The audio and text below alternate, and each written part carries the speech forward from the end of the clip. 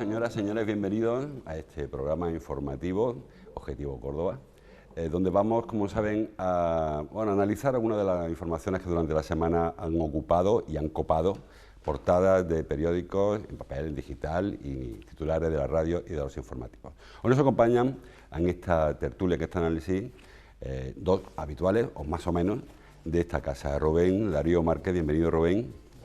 Analista, como saben, economista, analista y bueno, inhabitual en nuestras tertulias. Le agradezco que esté esta noche aquí con nosotros. Son las 9 y 2 minutos, un día regular en cuanto a la meteorología, así que especialmente gracias. Y Rafa González, que es periodista, compañero de los medios, redactor jefe del diario digital La Voz de Córdoba. Rafa, bienvenido. Muchas gracias. Bueno, pues como les decía, vamos a profundizar en un par de temas, los que nos dé tiempo, que han sido o están siendo actualidad durante estos últimos días en Córdoba, y vamos a empezar, si os parece, por el tema que está ocupando más espacio en los informativos, que es el de las protestas de los agricultores y ganaderos en Europa primero, en España después y a partir del martes también en Córdoba. El martes hubo cortes de carretera en muchas de las carreteras principales, en la A4, en la A45 hacia Málaga, en la carretera de Granada a Badajoz, tanto para Granada como para Badajoz. Incluso hoy ha habido cortes en la Carlota, también en la zona de la Sierra, en la A432 en dirección a Badajoz. Bueno, cualquiera de los dos. En principio, creo que casi todas las personas, casi todos los opinantes están de acuerdo en que las reivindicaciones de los agricultores, en su gran mayoría, parecen justas, pero hay veces que no sabemos exactamente qué es lo que piden los agricultores cuando expresan sus protestas. Así que cualquiera de vosotros, Rubén, por ejemplo. Bueno, yo es que estoy calentito porque he sufrido las reivindicaciones para empezar. Yo creo que toda persona, todo colectivo que crea que tiene que reivindicar sus derechos, su realidad, por supuesto. Pero claro, yo hay una primera pregunta que lanzo, que es de estas diferencias que tenemos en este país con otros países. En Francia, por ejemplo, cuando se manifiestan los agricultores, lo que hacen es bloquear los camiones, los transportes de fruta y verduras de otros países para reivindicar su producción. Aquí, de España fundamentalmente. Claro, de España fundamentalmente, qué curioso. Y aquí lo que nos dedicamos es pues, a bloquear al vecino, bloquear comunicaciones. Yo no sé si ellos lo que pretenden si lo que pretenden es notoriedad en medios, felicidades, la han conseguido.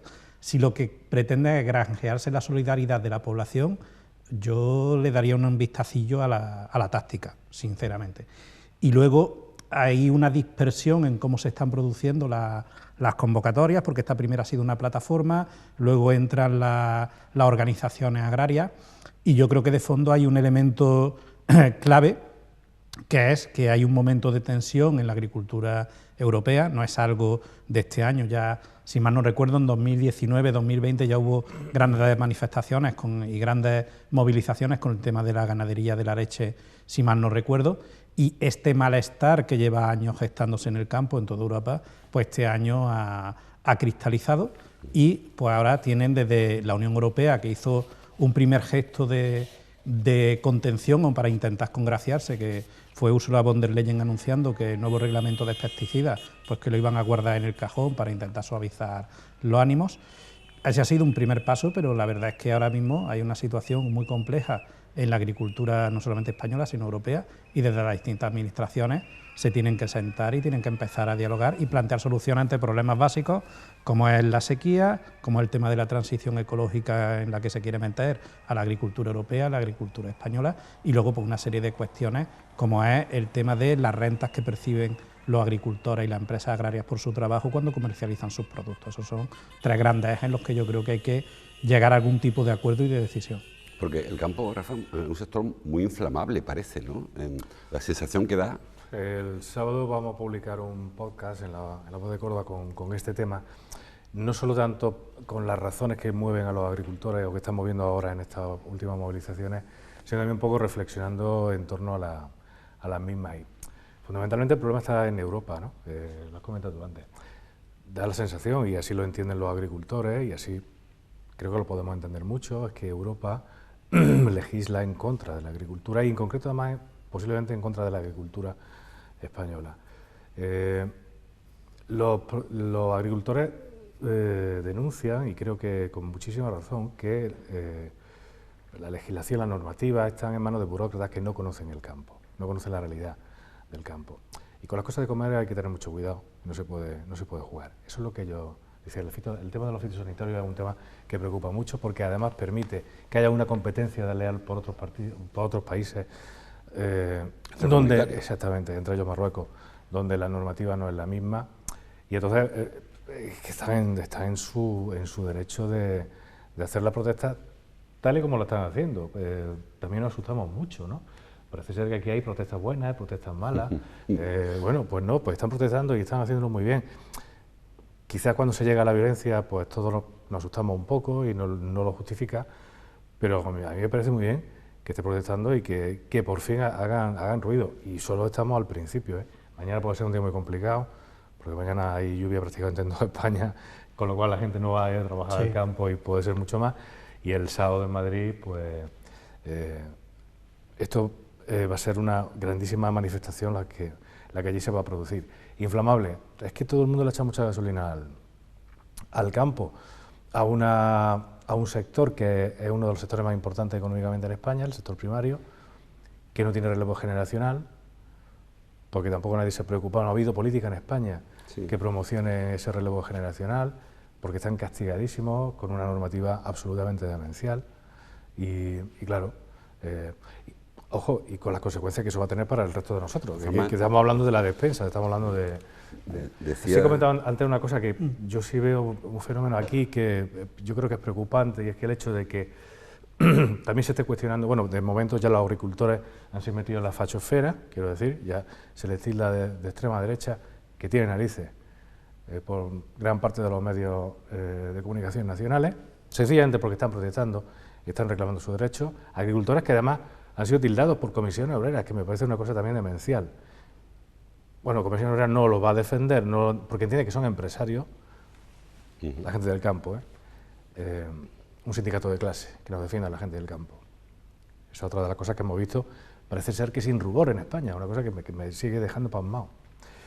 Y lo que está diciendo, bueno, pues que hay una división también en las movilizaciones en este sentido. Están las grandes asociaciones agrarias como a la expectativa, como que esta no tiene nada que ver con ello, y esa división yo creo que al final va a hacer daño al propio sector. En cualquier caso, yo no sé si son más de derecha o más de izquierda, pero lo que está claro es que este número de agricultores y ganaderos que se han manifestado no es espontáneo, como nos quisieron contar de primera, que ha habido un movimiento que ha movido a estos grupos. Y curiosamente hay alguna vinculación efectivamente con sectores más a la derecha que en otros. Comentaba yo con Rubén que en Cataluña, que parece que está mucho más tranquila la cosa, es donde sí que está interviniendo los sindicatos de izquierda, y las manifestaciones lo hacen los sindicatos de payeses, que son sindicatos de izquierda, y ahí parece que está la cosa más tranquila.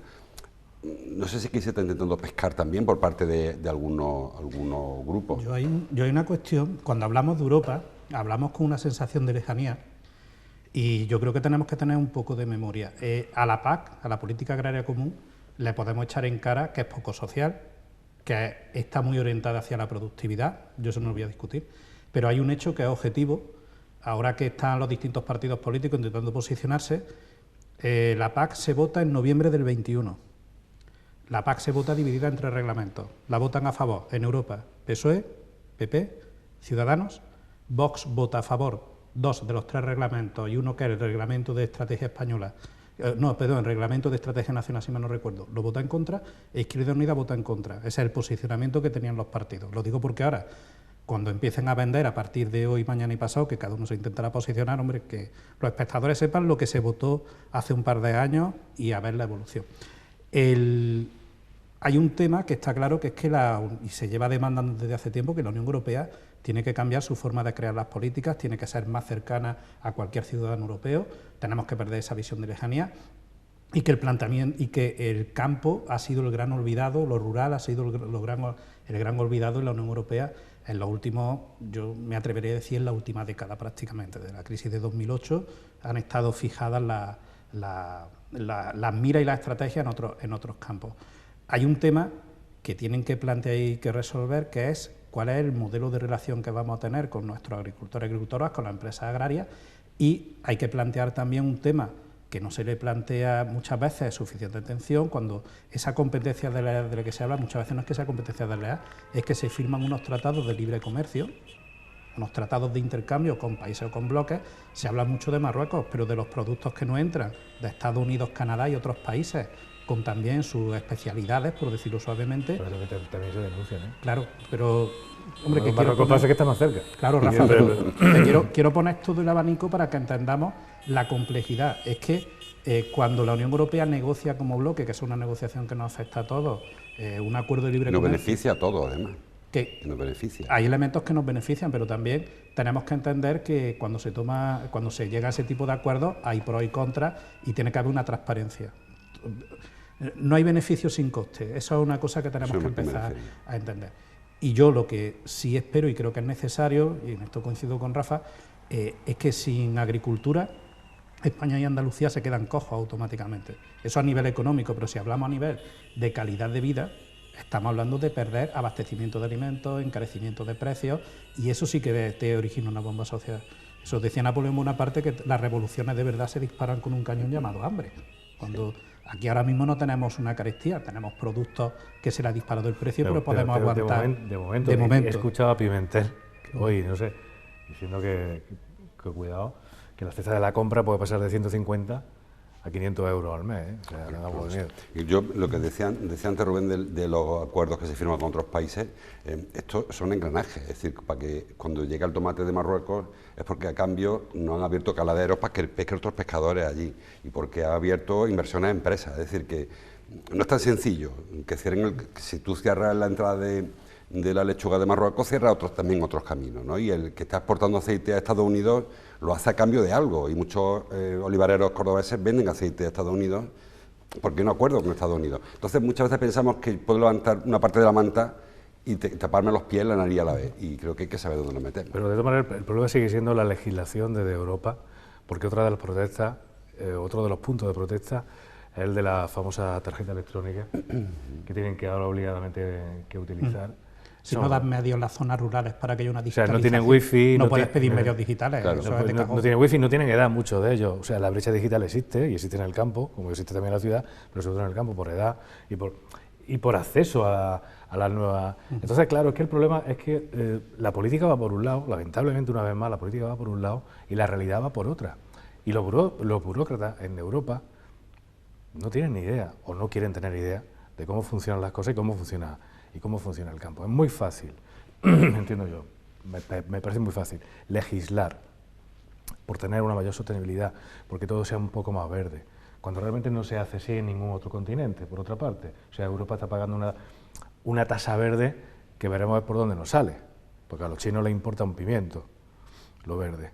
Aquí nos hemos vuelto los más ecologistas del mundo, en Europa. Y claro, se legisla en función de lo que no es real, o por lo menos de lo que no nos da de comer, que es que, yo insisto en esto, que el problema es que yo creo que no nos damos cuenta de qué calado tiene, porque es que estamos hablando de la despensa, y de la despensa de Europa, que España todavía sigue siendo gran parte de la despensa de Europa. En cualquier caso, yo con respecto, y vamos a acabar contestando ya, que hablaba Pimentel, es probable que todo este tipo de movimientos eleve el precio de la cesta de la compra, pero igual hay que mirar también qué se lleva el intermediario. Es decir, lo mejor si el agricultor cobrara justamente por sus productos y hubiese menos paso intermedio o hubiese menos enriquecimiento por parte de las cadenas de distribución, etcétera, igual se ha ajustado un poco el precio de la compra, porque... la tormenta perfecta ha venido ahora, claro, con el incremento del precio de la energía... Sí, pero Mercadona ha ganado este año más que nunca, por ejemplo, ¿no? Y eso también eso sí, pesca. El señor Roa ha dicho que tranquilos, que podría haber ganado mucho más, pero ha decidido no ganarlo. Sí, ha decidido frenar un poquito y frenar sus beneficios. Es decir, que también estamos diciendo que... ¿Qué momento? ¿Que es malo que Mercadona gane dinero? O no, ¿a costa de qué? Yo no veo mal que... Pero, no sé, pero trafica con droga... Si hablamos de que, si dice Pimentel que se va a incrementar por 3 el precio de la compra... Pero que los precios no los pone Mercadona, ¿eh? Bueno, pero Mercadona sí que paga a los productores y pone luego sus precios, ¿eh? Y a sus trabajadores también. También los paga, le paga a todo el mundo. Pero hay un tema que es importante, que es cómo funcionan ciertos mercados. Mercadona cualquier otro, ¿eh? No digo Mercadona... Exacto. No, ha salido ese nombre, pero hay que entender una cosa. En los mercados donde hay empresas que tienen situaciones de oligopolio o de dominancia, tienen una capacidad de fijar precios a sus proveedores que en otros sitios no existen.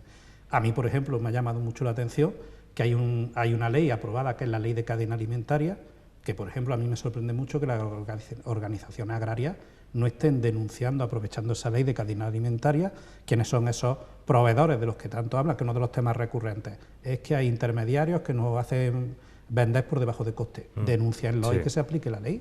Pero es que tendremos a lo mejor que empezar a hacer las cosas de otra forma, empezar a denunciar y no callarnos también. Decía, pero esa amenaza que ya lo he oído una vez, que cuidado que vamos a disparar el precio, se disparará o no, pero que no creo que esa amenaza sea la correcta. Creo que habría que legislar por otro sitio y evitar. Bueno, más que una amenaza, yo creo que es un temor. En este caso, lo que ha manifestado, en este caso Pimentel, que es lo que he escuchado, ¿no? Bueno, y un argumento, que yo he leído ese argumento de los agricultores, es decir, únete a mi protesta porque si no se te va a disparar el precio de la compra. Y no depende solo de ellos y tampoco depende del consumidor, que tenga que aguantar con lo que le compra, lo que le pongan en el lineal. Bueno, vamos a avanzar en otro asunto, porque si nos paramos mucho aquí.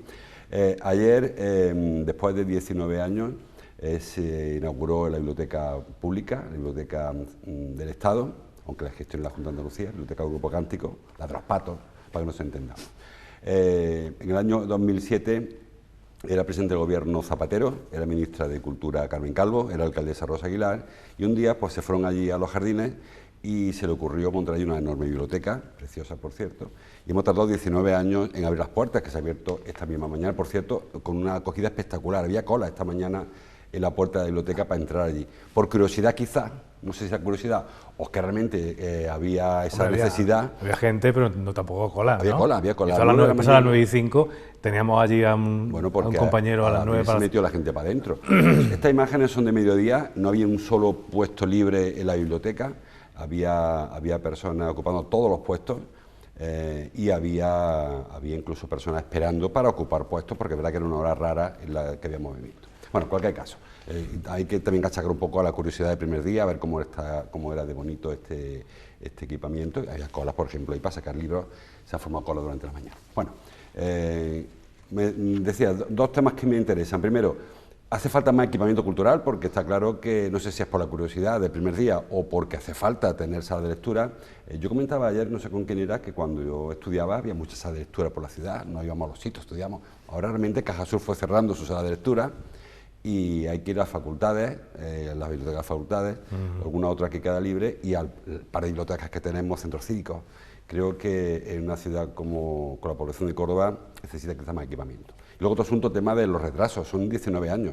Creo que hemos batido todos los récords. Esto es como la obra de Murallón, escribía, creo que era Rafa Ruiz en ABC. Ha tardado casi tanto, ¿no? Creo que habría que hacernoslo mirar este asunto, ¿no? ¿Qué me contáis? Yo es que el chiste se hace solo. Yo es que era de estas cosas que me alegro de haberlo visto con mis ojos. De verdad.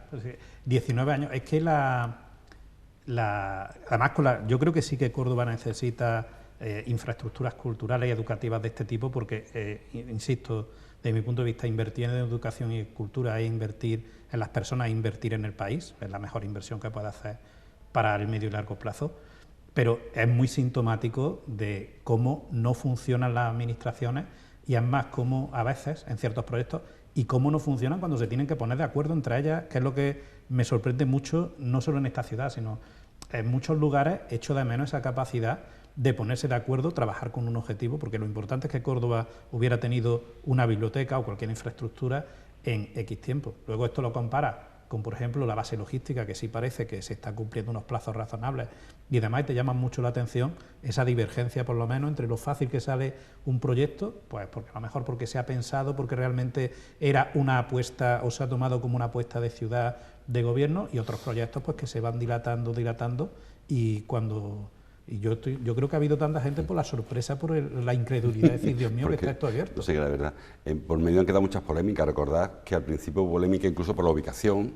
Protestaron algunos grupos porque ocupaba parte de la Rosaleda de los Patos, sí, que desapareció.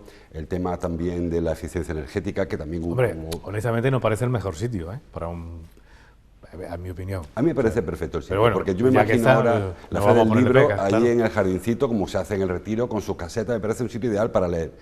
Recordemos que además allí en el Parque de la Agricultura hay un espacio, hay una placita con un azulejo talaverano precioso, por cierto, donde que se diseñó para que fueran allí los poetas locales a hacer sus lecturas poéticas y que los públicos fueran allí a hacer una performance de la época, de los años 20 y 30 y me parece un sitio perfecto, igual que la Pérgola Duque de Rivas se concibió para eso. Y creo que hay que sacarle la cultura a la calle y el sitio me parece ideal.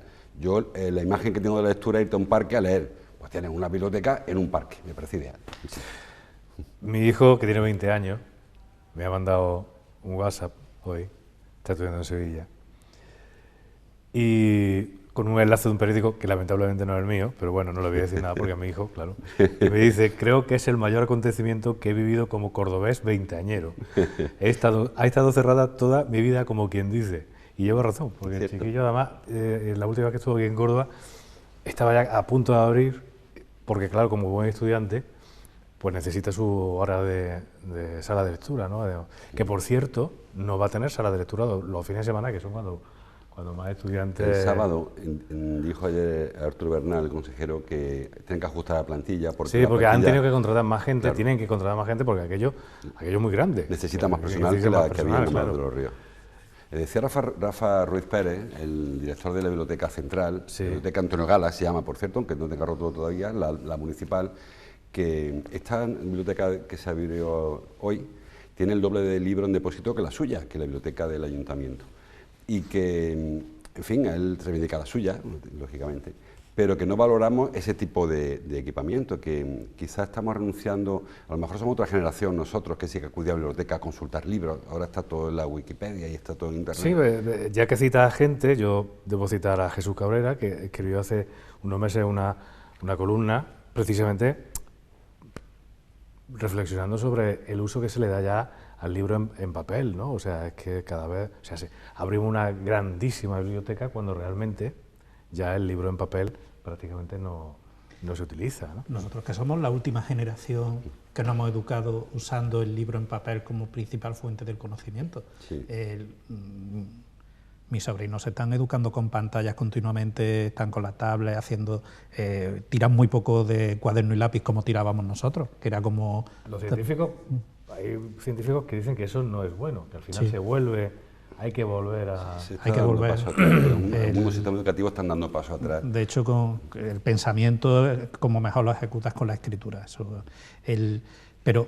yo creo que lo veremos, eso. Habrá una regresión. Sí, yo creo que además, ahora que estamos hipertecnificados, vamos a tener una... Yo, de hecho, ya lo he hecho, invito a la gente. Yo me he salido de todas las redes sociales que he podido y demás. Vivo mucho más tranquilo, mucho más feliz. Tengo más tiempo para la gente que quiero y que aprecio. Y esos pendulazos que pega la civilización, yo creo que va a llegar también... Porque el libro, además, tiene una ventaja como elemento de refugio, de desconexión y de reflexión. Ahora creo que estamos en momentos que vivimos todos muy acelerados, que sobrereaccionamos a todo, queremos tener una opinión formada de todo en 30 segundos, esto que lo diga yo en una tertulia, pegarme una pedra a mí mismo, pero bueno, lo he dicho. Pero yo además que soy muy fanático de los libros, yo creo que volveremos, y además el hecho de que se abran esos espacios que te dan oportunidades, que antes es que tú vais paseando por Córdoba, por uno de los sitios emblemáticos de la ciudad, que es el Vial Norte, y vas a ver un edificio magnífico donde te vas a poder meter, oye, pues te puedes sentar. Yo es que el que haya oportunidades te abre espacio, el que cambies la estructura y la arquitectura de la ciudad te cambia también el esquema de pensamiento. A lo mejor podemos, si esto sirve para que 15 o 20 chicos y chicas de 20 años se pongan a leer a la sombra, como tú dices, allí en el parque, pues ha merecido la pena los 19 años de espera. Sí, la ciudad de las tabernas y las pocas librerías que decía aquel, ¿no? No, pero es prometedor y es muy bonita, y habrá que ver qué uso se le da, y yo espero que se le dé, yo espero darle uso, además, quiero decir, me pilla cerca de casa y espero que sea un sitio donde yo pueda echar más de un rato entre libros, porque yo sigo siendo lector de libros, no me acostumbro a la tablet, ni no soy capaz. No yo puedo. Imposible también, no se puede. No puedo, o sea, tengo que imprimir. Por la presbicia. Sí, la presbicia, no. Eso también necesito ayuda, el papel, también. Me da igual los árboles, soy hombre malo, mato bosques, pero yo necesito papel. Y pinta muy bien, o sea, es un sitio muy bonito, 20 años, esa otra lectura. Muchos años. Esa otra lectura, que viene a dar un poco, a conectar con lo que hablábamos antes de cómo se legisla en Europa, ¿no? De cómo los políticos viven una realidad y de cómo, bueno, pues el mundo va por otro, ¿no? Y aquí un poco ese sentido que tienen del desahogo, ¿no? De hacer las cosas, ¿no? Enseguida se enreda en sus cuitas políticas, que no ideológicas, y Y al final el que pierde es el pueblo, ¿no? El que pierde el ciudadano. Y los cordobeses han perdido 20 años. He intentado esta mañana hacer el recuento de ministros que han pasado por la obra. Es una vergüenza, es una vergüenza. Y hay que decirlo así, ¿eh? O sea, es una vergüenza. Sois incapaces de poner de acuerdo, sois incapaces de trabajar por la gente. O sea, se os tendría que caer la cara de vergüenza de haber tardado 20 años. Es un ministro del PP y del PSOE, consejero del PSOE y del PP, que ha habido durante 20 años dando vuelta uno detrás de otro. Bueno, y el presupuesto que hemos hablado. Yo estuve con Iceta, que venía feliz cuando Iceta hizo ya la entrega, y veían feliz. Bueno, Arturo Bernal también está muy feliz, todo el mundo está muy feliz, pero yo decía, pero Iceta, o sea... Bueno, él no puso la primera piedra. No le tocó, pero es que ¿de qué tenía que ser otra cosa? Es que habría que empezar pidiendo perdón. Bueno, pues... diciendo que felices somos. Cuando se presentó el proyecto, hace de estos 10 años, porque entre el anuncio aquel que hicieron Rosa Aguilar y Carmen Calvo y se puso la primera piedra, pasaron ya sus 10 años. No es que esté 10 años con la euroapuesta. Eran 8 millones de euros con lo que se habló cuando se planificó. Pues más de 20. Ha llegado a 18 millones más los pluses, que no están contabilizados todavía, pero al menos se ha duplicado, casi triplicado el presupuesto inicial, que ese es otro asunto. Es verdad que 20 años son muchos años y que el precio del ladrillo en el 2007... Ahora, tú y yo seguimos con el mismo pelo que teníamos de 20 años. Sí, el color ha cambiado un poco, nos queda pelo, pero va cambiando. Bueno, más asuntos. Hoy hemos conocido... un asunto, bueno, que en principio puede parecer doméstico. El Ayuntamiento ha anunciado que el próximo lunes va a cesar al director gerente del Instituto Municipal de Artes Escénicas, el Gran Teatro. Saben que ahora hace un año que falleció nuestro amigo Juan Carlos Limia, fue en enero del año 2023. El Ayuntamiento utilizó una fórmula, bueno, un pa' mientras, puso, creo que fue Alfonso López Baena que se encargó de la gerencia del... ¿Un pa' mientras, dicho? Sí, pues mientras que se olvida el asunto.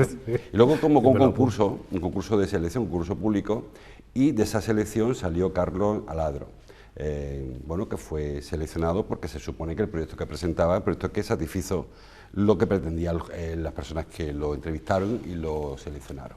Bueno, pues el hombre apenas ha durado 6 meses.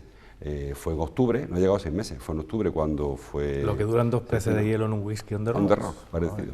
Y hoy, pues, ahí vemos esta imagen, está Isabel Albaz, presidenta del IMAE, junto a Carlos Aladro, que es este señor que está, el señor de negro, y dice Isabel Albaz que ha perdido confianza en este hombre, que no coincide en su plan estratégico y que tampoco le coincide en su filosofía en cuanto a recursos humanos. Que yo no sé entonces qué le preguntaron en la entrevista, porque claro, tanto tiempo no ha pasado como para que haya cambiado el hombre de estrategia o de política. Pero lo cierto es que de nuevo estamos en una situación muy precaria en el Instituto Municipal de Artes Escénicas Gran Teatro. No sé qué ha parecido este cese. Mario Alonso Puig creo que viene a dar una charla motivacional, ¿no? Sí, sobre liderazgo. Se va a cambiar el tema. ¿Cómo ser gerente de una empresa municipal en Córdoba? Porque ya va a hablar de liderazgo en valores, que tiene algo que ver con eso. Exactamente. Yo he sido gerente en empresa privada y, hombre, el gerente sabes que siempre está en el límite, pero que haya habido un proceso de selección que además se está argumentando que el que se haga proceso de selección para estas empresas públicas es positivo porque puedes medir las capacidades de la persona y el proyecto, que en 5 meses digas de repente no me sirve.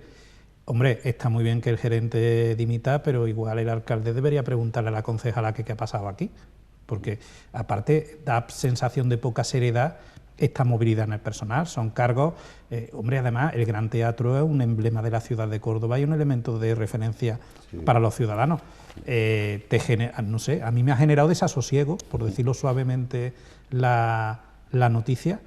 Y yo, es que de verdad a mí me gustaría que la señora Alba dijera, pero de verdad ¿qué ha pasado ahí? Porque yo cuando escucho las excusas que han dado, pero oiga, si usted hace 4 meses le han presentado un plan estratégico y lo ha contratado porque se supone que están de acuerdo con la estrategia que este señor había propuesto, ¿o qué está pasando aquí? Yo en esa rueda de prensa que estamos viendo en el recuadrito estuve presente y fue cuando Aladro presentó la programación del primer semestre del año, de 2024, eso fue en diciembre, y él se sorprendía, incluso afeó, que el Gran Teatro no hubiera hecho eso hasta entonces. Él decía que un teatro de la categoría del Gran Teatro no podía tener la programación oculta hasta el último día porque eso impedía que fuese un elemento atractor que trajera turistas, etcétera. Y ahí se creó ya un ambientillo extraño, ¿no? Porque parecía una crítica no solamente a la gestión de Limia, sino incluso a las personas que hasta ese momento se estaban ocupando de la programación. Yo no sé si esto me ha querido entrar como elefante en cacharrería, ha intentado poner orden más rápido de la cuenta y se ha pasado de frenada. Yo he intentado hoy saber algo más y no lo he conseguido, pero bueno, me quedo con la versión oficial. Entramos en el pantanoso terreno de la cultura y los egos de la cultura, es lo que yo me... Sí, pero, Rafa, pero no solo cultura, porque decía yo antes, corregidme, el gerente de Mercacórdoba ha sido cesado, el de Sadeco se ha ido... Sí, pero en este caso el terreno, aparte de que posiblemente el problema no sea el que se ha ido, el problema es la estructura, que puede que esté viciada, porque parece que es que el que se ha ido, bueno, a lo mejor la estructura está viciada, y lo que hizo ese hombre, es decir, cómo esto no se ha hecho antes, porque a él se le contrata porque además tenía el perfil, bueno, daba... Seleccionaron como idóneo. A nivel curricular, yo lo que estoy leyendo hoy, a nivel curricular, es una persona que acreditó capacidad sobre... Pues entramos ya en el terreno específico de los egos culturales. Sí. Quiero decir, esto es así. Sí, pero, no que pero yo estoy... Rafa ha dado una tecla muy importante, que cuando tú entras en una estructura, además, normalmente cuando entras nuevo, necesitas un tiempo de aterrizaje y te vas a encontrar mucha resistencia al cambio. A ver si aquí hemos tenido un efecto agua y aceite y el señor ha rebotado simplemente contra la... Es que las inercias de las organizaciones son muy poderosas. Y en concreto esa. Y ahí... En concreto en la Casa Consistorial las inercias que llevan muchos años Hay que recordar que cuando este hombre entró en octubre y en noviembre ya se cuestionó. Ya hubo quien dijo, oye, no sé si esta persona si hemos acertado con esta elección. Digo, desde arriba, desde la esfera política. Lo cierto es que parece que no ha encajado. Él en esa rueda de prensa, que como digo, él insistió en dar la programación, el avance de todo el primer semestre hasta junio, él dejó el Festival de Guitarra y anunció ese día que se anunciará muy pronto el Festival de Guitarra. Y él decía que uno de los defectos del Festival de Guitarra es precisamente ese, que a veces nos cuentan el gran concierto, que este año va a haber 2 o 3 grandes conciertos, nos van a contar en marzo, abril, cuando ya mucha gente ha hecho sus planes para julio y ya ha contratado un apartamentito en Vitoria, que me voy al festival de jazz o me voy al festival de Benicassim o me voy a gastar la pasta en otro festival porque me he enterado que viene no sé quién a Madrid. Y que si queremos competir con nuestra herramienta hay que competir. Hablamos antes del tema de los fitosanitarios de Marruecos. Sí. Pues igual, si queremos competir con Vitoria, habrá que jugar a las bazas que juega Vitoria. Y Córdoba nunca lo ha hecho eso así.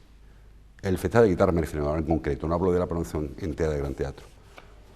No sé, yo tampoco veo un mayor problema en el Festival de la Guitarra. Siempre parece que entra en este discurso, ¿no?, de plantearse el modelo, la estructura y lo que ofrece. El anunciarlo con tiempo. Con tiempo. Decía Juan Carlos Limia, el último concierto, la última rueda de prensa que yo recuerdo de Juan Carlos, decía que él se sorprendía de que había habido un concierto en Córdoba, no recuerdo quién era ahora, que había dejado la Serquía a media y que ese hombre luego actuó 2 días después en Vigo y lo llenó.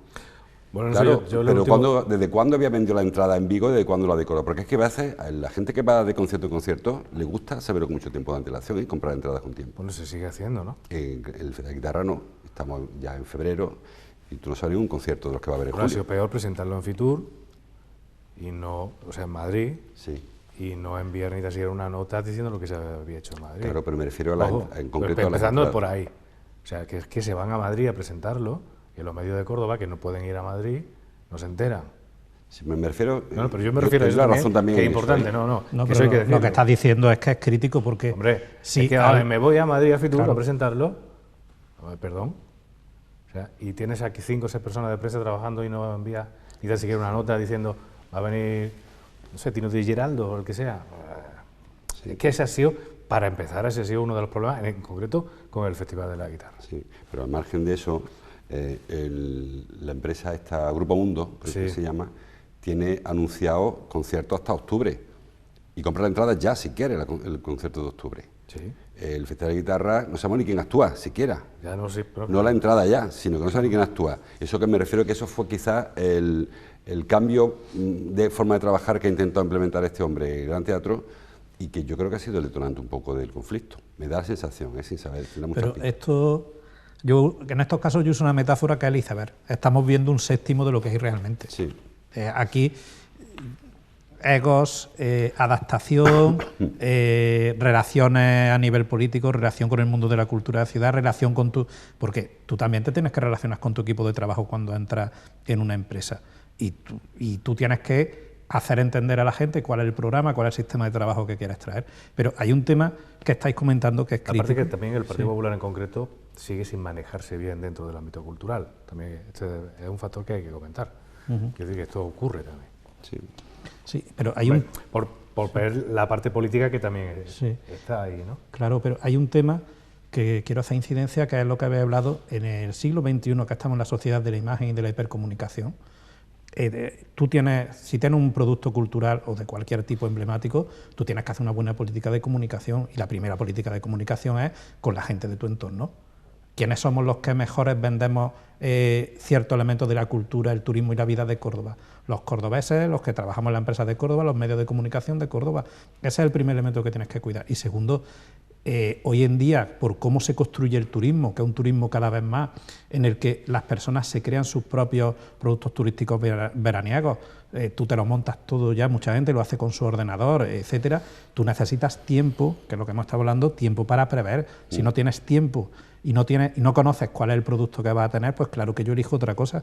Si yo sé que en Córdoba va a venir, por ejemplo, Amaral, pues ya me preocuparé yo de ir al concierto de Amaral, por poner un ejemplo. No solamente yo tengo la entrada para julio para Bunbury en Zaragoza ya. Claro, pues suponte que ahora te dicen que viene no va a ser mal en Córdoba, ese. en Zaragoza. No va a ser, no. Suponte que dijeran, pues mira, es que Bunbury actúa el Festival de Guitarra de Córdoba. Tú dirías, pero ¿por qué me voy a Zaragoza cuando actúa en Córdoba sin saberlo? Porque igual hubiese preferido venir a actuar de Córdoba o alguien de Jaén o de Sevilla que va a ir a Zaragoza a ver a Bunbury. Eso creo que esto me intentó denunciar ese asunto, intentó sacarlo o afearlo. O sea que también ha sido un festival que en ese sentido siempre está un poco a la rémora de las contrataciones que había en verano, ¿no? Y ha ido como recogiendo los que se quedaban. Eso pasaba en más de una ocasión. Eso ocurre ahora, al principio no era así el Festival de la Guitarra. Tenía un imán y había gente que quería venir y ahora casi hay que esperar a que pasen por la puerta para pillarlos con el enlace. Es verdad que tenía, y ahora que lo dice, tenía una personalidad propia también el festival, a veces incluso aburrida, quiero decir que era aburrida un poco el festival. Bueno, y se hizo más amena después ya cuando abrieron más tipos de conciertos. Y el concierto que dices que hubo poca gente, que fue el de Calamaro. Quizás fuera de Calamaro. Es que yo estuve en ese Calamaro, a mí me sorprendió.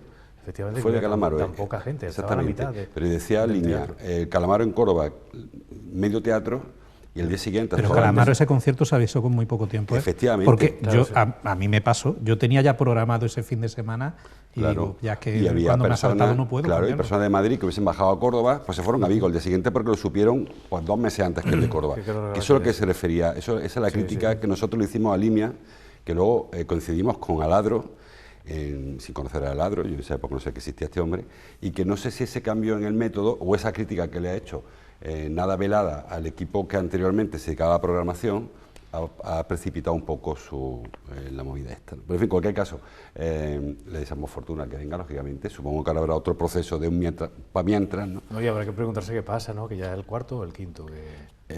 Bueno, el cuarto gerente que salió el de Sadeco que se fue, Merca Córdoba que lo echaron, me falta uno que no sé quién es, y me pierdo. Y ahora... Que es muy tarde. Sí, es que esta hora no está para pensar. Y son muchos, no nos podemos acordar de todo. Bueno, me voy a acordar y lo voy a decir. Pero, yo también, porque me quedo en blanco. Pero es verdad que... Sadeco, Merca Córdoba, ¿no?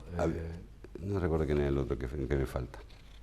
Pero es cierto que hasta ahora ser un gerente, un cargo de confianza, habitualmente se nombran a dedo, no, los concursos es un invento de última hora, Merca Córdoba va a ser también por concurso público, el Gran Teatro se hizo también así, la orquesta también, orquesta Broncano también se fue, David Broncano que también se fue, y también entró por oposición, y sin embargo los que se nombraron, por ejemplo, Luis Gómez Calero en el INDEC, o Antonio Álvarez en Cecosam, pues no tiene ningún problema. Parece que están más alineados con la línea política, que parece que también a veces no es malo que el político tenga un gerente bajo su responsabilidad, que haya una alineación estratégica, porque claro, a veces te topas con lo que te topan, ¿no?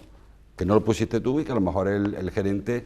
Yo recuerdo cuando hubo el cambio de Izquierda Unida al PP, en el primer gobierno de Merino, que había gerentes que, bueno, vienen con el carnet del partido, porque el gerente es muy antiguo, hablo de no sé, Climent, por ejemplo, no Corsa en aquella época.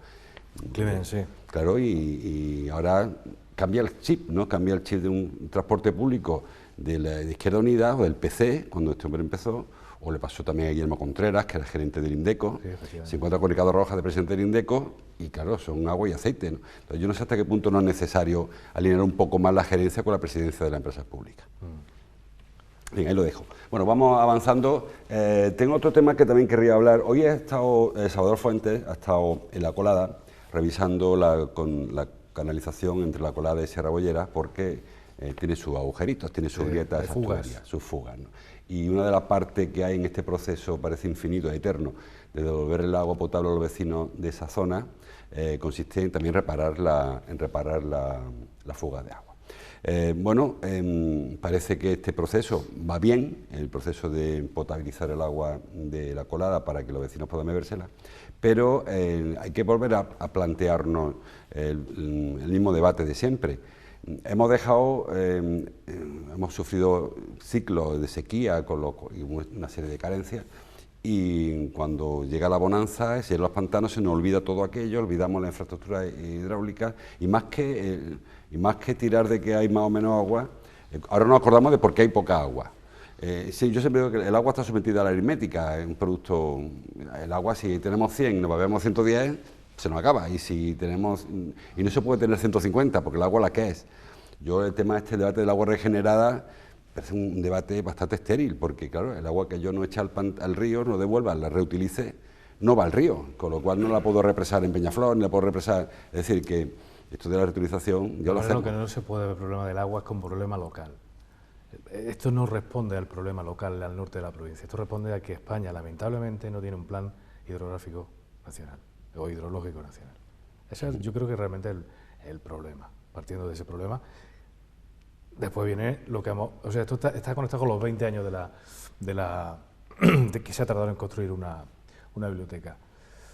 Es que los políticos se dedican a otra cosa, y aquí ha habido muchas administraciones de distintos colores políticos que no han tenido la previsión de, en una zona, o en una provincia, una comunidad, donde las sequías no son nuevas, no han tenido la previsión de cuidar la infraestructura, de montar más infraestructura. Es que, entonces, ahora recogemos un poco de eso. Sí, pero yo doy un paso más, Rafa. Los políticos no tienen la precaución de repartir el agua que tenían. Han repartido más agua de la que había. Que hay agua en España, quiero decir que en España hay agua, pero lo que pasa es que no se puede repartir. Pero el agua es un bien finito que tú no puedes repartir eternamente. Estamos viendo una época de sequía que tenemos ahora pertinaz, como decía la época de la dictadura, y seguimos reclamando más zonas de regadío. Yo creo que está claro que es que no da para. El agua no es infinita, es decir, que tú puedes, a lo mejor mejorando infraestructura hidráulica, mejorando canalizaciones, puedes aprovechar mejor el agua. Pero había un momento que había que decir hasta aquí hemos llegado. Cuando yo era pequeño iba al campo y veía cereal, veía olivos de secano. Ahora todo el mundo riega el campo. Y yo no sé si el campo, hay agua para tanto campo, ¿no? O si podemos tirarlo hasta donde queramos. Pues te van a venir los agricultores que están en la carretera, van a venir aquí a la muerte. Como sigas diciendo eso. No, pero es que estamos volviendo, es que ese punto es cierto. Hay que entender una cosa: si hemos apostado por una agricultura y hemos apostado que uno de los valores tiene que ser la productividad, una de las formas más sencillas es el regadío. ¿Qué ocurre? Cuando tú cuentas en otros países europeos que en España no tenemos un plan hidrológico nacional, alucinan en colores, porque hay una falta de previsión como país. Y ese es un tema que está en el debe de todos los partidos. Eso en Francia, por ejemplo, no es discutible, pero además que lo tienen, quiero decir. Claro. Es un debe que está en todos los partidos políticos que han estado en el gobierno de España. No, todos no, porque Aznar lo puso encima de la mesa.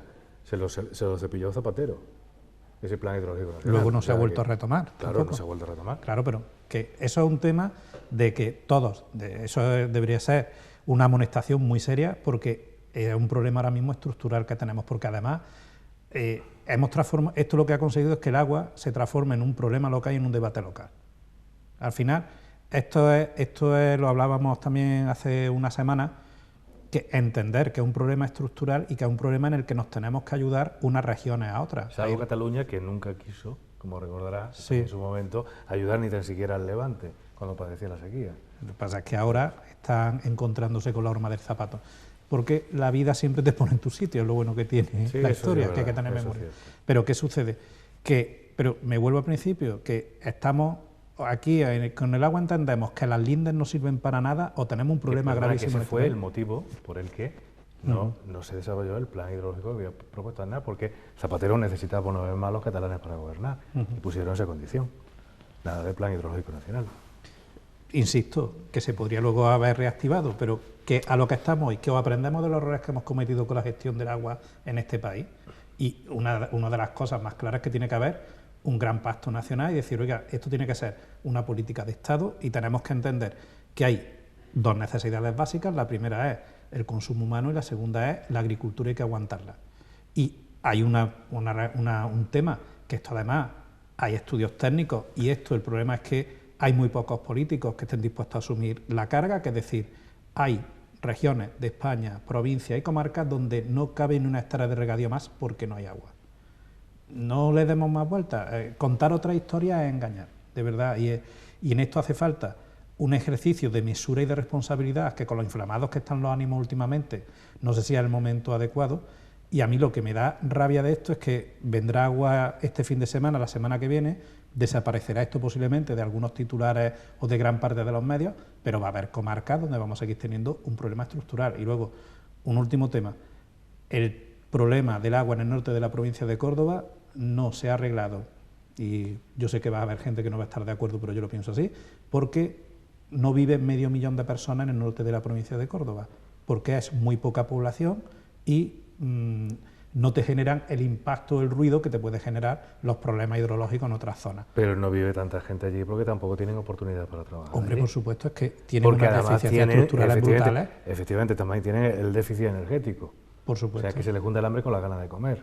Con lo cual, no podemos achacar a la falta de población eso, que es un factor, efectivamente, pero es que ha sido una zona, una comarca particularmente castigada. Claro, pero desde los años 60 que se empiezan a cerrar minas, industria en el norte, que es una historia triste que conocemos todos, la inmigración del norte a la capital, pero hay un tema que planteamos, yo que trabajo en desarrollo local, muchas veces lo hablo con los políticos, es que si no inviertes, nadie va a entrar detrás en el territorio.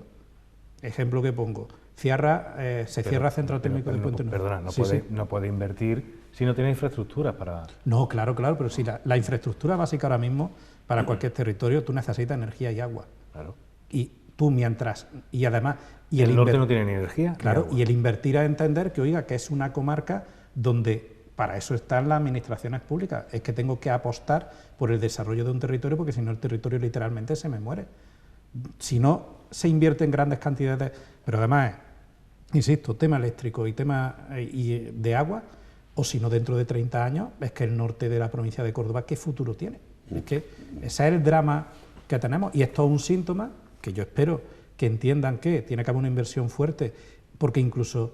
Nos tenemos que plantear que la importancia de tener un plan y una estrategia a largo plazo, que tú esto ahora posiblemente estás haciendo un parche, pero que con la nueva situación de precipitaciones que va a tener y demás, con esta obra que hacemos hemos arreglado el problema del agua en el norte de la provincia de Córdoba. Pero por eso decía lo de la necesidad de un plan hidrológico nacional, es que esto no se puede ver como un problema solo de Córdoba o de Andalucía o del norte de la provincia, es que esto es... Claro. En un país que sí tiene recursos hídricos, ojo, que quiero decir que la sequía la padece media España. No la pase toda España. Sí, pero tampoco creo yo que la solución para acabar con la sequía sea utilizar el agua como si se pudiera trasladar como un camión de naranja, y el agua del Miño la llevo a Murcia y el agua del Ebro la llevo a Badajoz. Creo que hay que ser más conscientes de que los territorios tienen unas singularidades y que hay que adaptar los territorios. En una situación de crisis, como está ocurriendo ahora, que haya que llevar barcos con agua desalada de Sagunto a Barcelona es un tema puntual, porque eso no es sostenible medioambientalmente, ni energéticamente, ni económicamente.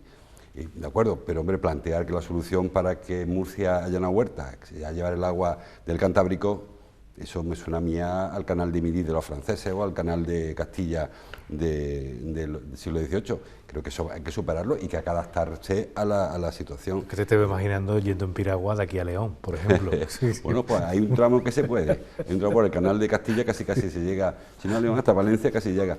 Pero sí que es cierto que aquí ha habido, en la época de bonanza de los pantanos, pues se ha despilfarrado el agua. Y ahora tenemos las consecuencias de que no se puede regar todo el fruto rojo de Huelva porque no hay agua para regarlo todo aquello. Ni pantano. Ni pantano, en Huelva no hay pantanos tampoco, que es otro problema. Que por lo menos antes había pantano, que ahora no lo hay. O hay menos, quiero decir. Bueno, pantanos no se han cerrado prácticamente ningún pantano, ¿eh? O sea, que pantanos están los que hay, lo que ocurre es que menos agua con los pantanos. Pero probablemente porque el agua se ha repartido muy mal. Además, hay un tema. Yo, previo a ese plan hidrológico nacional, yo creo que en este país necesitamos hacer una auditoría del uso del agua. Probablemente. Porque yo tengo serias dudas de cómo se ha gestionado el agua en determinados sectores económicos y yo como ciudadano entiendo que sale muy barato en este país desperdiciar agua o hacer un uso ilegal del agua. Pero en concreto, ¿en qué sector? No, te pongo un ejemplo. En el sector agrario tiene que haber una auditoría de cuáles son las comunidades de regantes y agricultores que están usando correctamente sus recursos hídricos, que están manteniendo bien sus redes y los que no, porque es que lo que no puede ser es que te salga muy barato o no pase nada si tú estás malgastando un recurso como el agua, desde mi punto de vista. Es un uso responsable, es que el agua es un bien común. Si tú no estás haciendo ese buen uso, con ese buen celo de padre de familia, de un recurso que es básico, eso o lo tendrás que pagar más caro o tendrás derecho a menos hectómetros de regadío porque no está haciendo un uso eficaz del agua, pero esa auditoría y entender, hay por ejemplo una cifra que se repite mucho y no nos escandalizamos, que es cuando dicen que según estimaciones se pierden en lo que es infraestructura y canalizaciones, se pierde en torno a un 30% del agua en España, sí, pero que aquí luego nadie... ¿Dónde está el dinero? El famoso PERTE del agua. Yo el PERTE del agua lo estaría... Yo, aparte de que hubiera puesto a lo mejor unos trámites mucho más sencillos para el PERTE del agua, pero claro, yo soy un humilde economista, hay una cosa que está muy clara, tú tienes que elegir una política tractora. Es que hay pueblos de Córdoba donde todavía tenemos tuberías de fibrocemento. Eso es lo que estaban arreglando hoy, entre otras cosas. Eso es lo que digo, pero es que Jesús Coca... Y hombre, ya que hemos hablado de gerentes, eso, por ejemplo, en Emaxa, es una de las mejores cosas que lleva. Un Díaz Castellanos, gerente de Maxa, sí que está aguantando el hombre ahí. No, pero lo está haciendo muy bien en ese sentido, en concreto el de la fuga, el de las pérdidas. Claro, pero es curioso, Rafa, como dice Maxa, es una empresa magníficamente gestionada. Exactamente, Maxa, pero una empresa puntera. Ellos se enorgullecen y presumen de que solo pierden el 10% del agua. Claro, o sea, pero es que porque lo hacen bien. Pero Rafa, si en tu casa tú perdías 10% de tu economía, pues la tubería la arreglaría, supongo. O sea que es muy poco, 10%, pero es que es el 10%. O sea que de cada 10 litros se va uno. Creo que no es fácil arreglar una tubería que está 3 metros bajo tierra y que ver cómo se repara aquello. Y que felicito a Maxa por su gestión, porque me parece que es ejemplar, pero que seguimos aceptando pulpo, en este caso de Maxa, 10%. Sí, pero faltan campañas de concienciación del uso del agua, ¿eh? O sea, me parece muy bien que se corten la fuente y se ponga el cartel, pero recuerda que tú y yo ya tenemos una edad y hemos conocido alguna que otra sequía también, y yo me recuerdo de niño con cuidado a la hora de abrir el grifo, porque no recuerdo en qué año fue exactamente, pero un año que también fue muy duro. Sí, el año 90, 92 fue muy duro. Había campaña, pero anterior, había campaña muy seria para concienciar a la gente del uso responsable del agua. Cuando se corta el agua de noche no es para que no la use, sino para que no se pierda por las tuberías. Porque además está demostrado que cuando en los pueblos que cortan el agua a las 12 de la noche, la gente llena la bañera antes para usarla y por la mañana levantan el tapón, con lo cual el agua al final acabas tirando. Pero es verdad que ese 30% que se pierde por la tubería, durante la noche al menos, pues no se pierde, que es lo que se busca con ese tipo de medidas. Pero que efectivamente, lo decía Salvafuente el otro día, que no es sospechoso, que el agua está muy barata. Decía, cuando anunció el castañazo, que le llama él, a la subida de precio en Proaxa, saben que va a subir 22% de media el recibo del agua en la provincia de Córdoba. Y decía Salvador Fuente, presidente, que es que es muy barata el agua, se está vendiendo por debajo del coste. Es que no es solamente el coste, es que tú para tener una infraestructura tienes que invertir y actualizar. ¿Qué ocurre? Que si estás cobrando una tasa muy justa, tú tienes para aguantar lo que es tus gastos de funcionamiento, pero para hacer inversiones o reposiciones no tienes. Y si, pues ahora que hemos llegado a un momento crítico, pues tenemos que hacer una subida importante. Es que lo que ha pasado es coherente con la situación en la que estamos.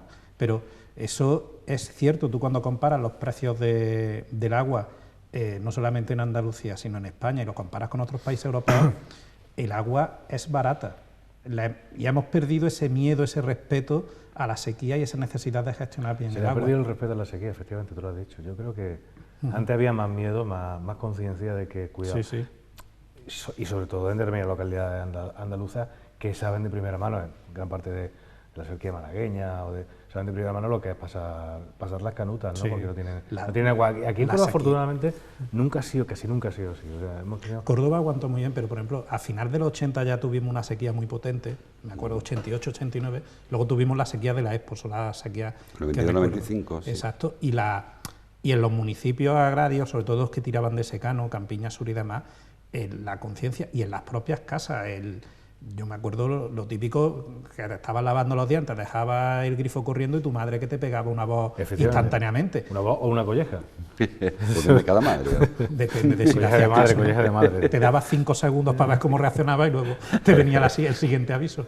Pero todas esas cuestiones, fíjate, estamos hablando de educación, estamos hablando de conciencia, pero estamos hablando de otro tema importante que es que tú para mantener, en este caso, infraestructuras públicas, tú necesitas invertir. Hemos aguantado durante mucho tiempo precios muy módicos, muy equilibrados. Muy populares. Muy populares, pero ahora hay que hacer también esa pedagogía con las personas que es, oiga, yo no le estoy subiendo el precio porque yo sea un malvado y me quiera poner un antifaz y luego con lo que cogemos esta noche no lo vamos a repartir. No, mire usted, es que tengo un problema de avería en las redes, es que tengo que hacer la conexión de Sierra Bollera y en esto tenemos que ayudar entre todos y se ayuda a través de las tasas. No hay otro remedio. Pues hemos llegado al final de nuestro tiempo. Está lloviendo, como saben, un poquito todavía. Parece que esta noche pues aquí jarrea algo más. No va a llenarse los pantanos con lo que caiga este fin de semana. Bueno, algo ayudará. Esperemos que tengamos una primavera más lluviosa. El invierno ha sido muy malo, ¿eh? Creo que el enero ha sido el más húmedo de los últimos no sé cuántos años y de hoy. O sea que dentro de lo malo algo se alivia a los pantanos. Y por cierto, el nivel de Maxa, ahora, el pantano de Guadalmellato, nos hace salir de nivel 2 de emergencia, con lo cual se podrían volver a abrir las fuentes legalmente, aunque creo que Bellido, con muy buen criterio y por pedagogía, ha decidido seguir con el cartelito para que veamos todos que hay un problema y no tener la fuente del Pala echando agua cuando no hace ninguna falta dentro de un contexto bastante preocupante. Así que os agradezco especialmente a Rubén, a Rafa, que haya estado esta noche con nosotros, a ustedes que estén ahí, a que llueva, Virgen de la Cueva. Nos vemos la semana que viene. Gracias por el servicio.